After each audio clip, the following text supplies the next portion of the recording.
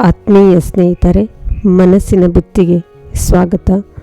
ಪ್ರೀತಿಯ ಸ್ನೇಹಿತರೆ, ಇಂದಿನ ಭಾಗದಲ್ಲಿ ಮಕ್ಕಳಲ್ಲಿ ಶಿಸ್ತುಬದ್ಧ ಜೀವನವನ್ನು ಹೇಗೆ ರೂಢಿಸುವುದು. ಮಕ್ಕಳಿಗೆ ಶಿಸ್ತನ್ನು ಕಲಿಸುವ ಮುನ್ನ ಹಿರಿಯರು ಅದೇ ದಾರಿಯಲ್ಲಿ ನಡೆಯಬೇಕು. ಶಿಸ್ತುಬದ್ಧ ಜೀವನಕ್ಕೆ ಮಕ್ಕಳಿಗೆ ಶಿಕ್ಷೆ ಕೊಡುವುದಕ್ಕಿಂತ ಪ್ರೀತಿಯಿಂದ ಅವರನ್ನು ಓಲೈಸಿ ಅದಕ್ಕೆ ಆದ್ಯತೆ ನೀಡಬೇಕು. ಪ್ರೀತಿಯಲ್ಲಿ ಸ್ಪಷ್ಟತೆ, ಖಚಿತತೆ, ಆದ್ಯತೆ ನೀಡಬೇಕು. ಅನಗತ್ಯ ವರ್ತನೆ, ವಿವರಣೆ ಇವುಗಳಿಗೆ ಗಮನ ನೀಡದೆ ಬಲವಂತವಾಗಿ ಮಕ್ಕಳಲ್ಲಿ ಏನನ್ನೂ ಮಾಡಿಸಲು ಸಾಧ್ಯವಿಲ್ಲ. ಇದರಿಂದ ಅವರ ಜೀವನದ ಮೇಲೆ ಯಾವ ಪ್ರಭಾವವೂ ಬೀರುವುದಿಲ್ಲ. ಶಿಕ್ಷೆ ನೀಡಿದಾಗ, ಮಗು ಹೇಳಿದ ಕೆಲಸ ಮಾಡಿದಾಗ ಹೆಮ್ಮೆ ಪಡುವೆವು. ಮುಂದೆ ಮಕ್ಕಳು ಮೊಂಡಾಟ ಮಾಡುವ ಸಂದರ್ಭಗಳು ಹೆಚ್ಚು.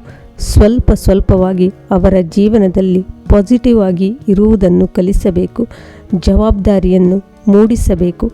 ಅವರಲ್ಲಿ ಪ್ರೀತಿಯಿಂದ ಮುಂದೆ ಆಗುವ ತೊಂದರೆಗಳ ಬಗ್ಗೆ ತಿಳುವಳಿಕೆ ಮೂಡಿಸಬೇಕು. ನಮ್ಮ ಮಕ್ಕಳು ನಮಗೇ ಭಾರವಾದರೆ ಅವರನ್ನು ತಿದ್ದುವ ಹೊಣೆಗಾರಿಕೆ ಯಾರದ್ದು? ಮಕ್ಕಳ ಭಾವನೆಯನ್ನು ಅರಿಯಬೇಕು. ಅವರ ವಿಧಾನದಲ್ಲಿ ತಿಳಿಸಬೇಕು. ಮಕ್ಕಳೆದುರೇ ತಂದೆ ತಾಯಿಗಳು ಜಗಳವಾಡುವುದನ್ನು ಬಿಡಬೇಕು. ಮಕ್ಕಳ ವಿಷಯದಲ್ಲಿ ಅವರು ಬೇಡ ಅಂದಿದ್ದನ್ನು ಒತ್ತಾಯ ಮಾಡಬಾರದು. ಅವರಿಗೆ ಅನುಭವಗಳು ಪಾಠವಾಗುವುದು. ಮಕ್ಕಳಿಗೆ ಅವರ ವರ್ತನೆ ತಿದ್ದಿಕೊಳ್ಳಲು ಅವಕಾಶ ಕಲ್ಪಿಸಬೇಕು. ಎಲ್ಲ ವಿಷಯದಲ್ಲಿ ತಂದೆ ತಾಯಿಗಳು ಬಲವಂತ ಮಾಡಬಾರದು. ಮಗು ಕಲಿಯಲಿ, ತಾನೇ ತಿಳಿದು ಅರಿಯಲಿ. ಮಕ್ಕಳ ಜೊತೆ ಕುಳಿತು ಅವರ ಸಮಸ್ಯೆಗಳನ್ನು ಆಲಿಸಿ, ಸಮಸ್ಯೆಗಳಿಗೆ ಸೂಕ್ತವಾದ ಸಲಹೆಗಳನ್ನು ನೀಡಿ ಅವರ ಮನವನ್ನು ಒಲಿಸಿ. ಮಕ್ಕಳ ಮನಸ್ಸು ತುಂಬ ಸೂಕ್ಷ್ಮವಾದದ್ದು. ಮಕ್ಕಳು ಉದ್ವೇಗಕ್ಕೆ ಒಳಗಾಗದಂತೆ ನೋಡಿಕೊಳ್ಳಿ. ತಪ್ಪು ಮಾಡುವುದು ಮಕ್ಕಳ ಸಹಜ ಗುಣ. ಅದನ್ನು ತಿದ್ದುವ ಜವಾಬ್ದಾರಿ ಹಿರಿಯರ ಮೇಲಿದೆ. ತಪ್ಪು ಮಾಡಿದಾಗ ಅವರಿಂದಲೇ ಅದನ್ನು ಸರಿ ಮಾಡಿಸಿದಾಗ ಅವರ ತಪ್ಪಿನ ಅರಿವು ಅವರಿಗೆ ಆಗುವುದರಿಂದ ಮುಂದೆ ಮತ್ತೆ ತಪ್ಪುವುದು. ಮಕ್ಕಳಿಗೂ ಅವರ ಜವಾಬ್ದಾರಿಯ ಅರಿವು ಉಂಟಾಗುವುದು. ಇದರಿಂದ ಅವರ ಅಂತಃಶಕ್ತಿ ಬೆಳೆಯುವುದು.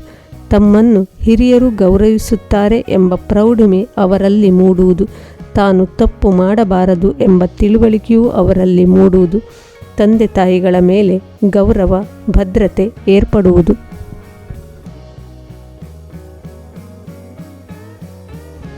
ಪ್ರತಿಯೊಬ್ಬರ ಅಭಿಪ್ರಾಯಗಳು, ಆಲೋಚನೆಗಳು, ಕೆಲಸಗಳು ಭಿನ್ನವಾಗಿರುತ್ತದೆ. ನಾನು ಮಾಡಿದ್ದೇ ಸರಿ, ಅವರೆಲ್ಲ ಮಾಡಿದ್ದು ತಪ್ಪು ಎಂಬ ತಿಳುವಳಿಕೆ ಮಕ್ಕಳಿಗೆ ಕೊಡಬೇಕು. ಮಕ್ಕಳಲ್ಲಿ ಆತ್ಮವಿಶ್ವಾಸವನ್ನು ಹೆಚ್ಚಿಸಬೇಕು. ಸಮಸ್ಯೆಯನ್ನು ಎದುರಿಸಲು ಆ ಮಾನಸಿಕ ಶಕ್ತಿಯನ್ನು ಒಗ್ಗೂಡಿಸಬೇಕು. ಮಕ್ಕಳ ಜೊತೆ ಮಾತಿಗೂ ಚರ್ಚೆಗೆ ಇಳಿಯಬಾರದು. ಅವರ ಜೊತೆ ವಾದ ಮಾಡಲೇಬಾರದು. ಅವರಿಗೆ ನೀವು ಮಾರ್ಗದರ್ಶಕರಾಗಿರಬೇಕು. ಇಂದಿನ ಈ ಮಾತುಗಳು ನಿಮಗೆ ಉಪಯುಕ್ತ ಎನಿಸಿದಲ್ಲಿ ನಿಮ್ಮ ಸ್ನೇಹಿತರೊಂದಿಗೂ ಶೇರ್ ಮಾಡಿಕೊಳ್ಳಿ. ಪ್ರತಿದಿನ ಬರುತ್ತಿರುವ ವಿಡಿಯೋವನ್ನು ಕೊನೆಯ ತನಕ ವೀಕ್ಷಿಸಿ ಸಪೋರ್ಟ್ ಮಾಡಿ. ಧನ್ಯವಾದಗಳು.